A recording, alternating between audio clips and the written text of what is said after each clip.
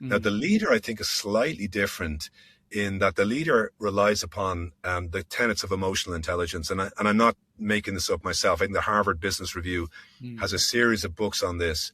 So the first is self-awareness. When a manager walks into a room, you know, they cannot not communicate. A leader is aware of that. They walk in the room knowing that a silence, an energy level is going to get reflected in people. And so to be aware of that, to be able to regulate that, to speak with vision, to know what success looks like every day, to have a certain amount of empathy. So not just why someone says they're doing something, but really why are they acting that way? Yeah. And I think these are all the soft skills of leadership. The final one I would say is a manager is good at survival. Every day, getting in, getting a kick in the teeth and go and do it next day.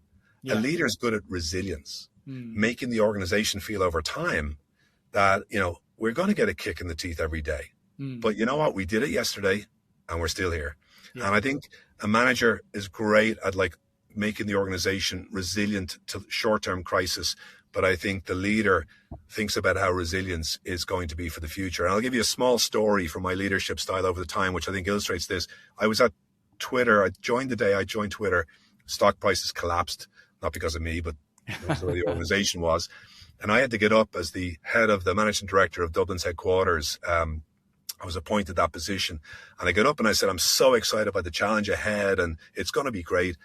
And a guy took me aside afterwards and said, don't ever make that speech again, because you're telling people you're excited. And then what happens next week when stock price goes down again? He says, you got to come up with a speech that basically gives people the ability to weather a storm that might not have come yet.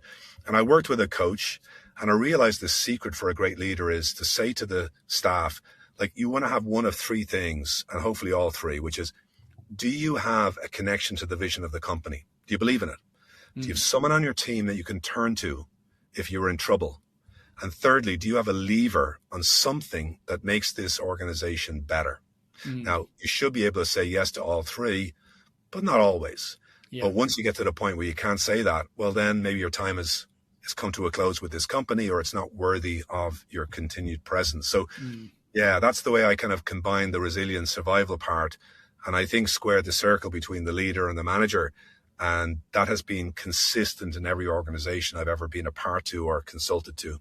Yeah, exactly. And yeah, there's so much in there, Mark, and it's true as well when redundancies happen, and they happen in a lot of companies, especially over, you know, a lifespan of 5, 10, 20 years in an organization. But the focus on the people who are leaving, absolutely, it needs to be done properly.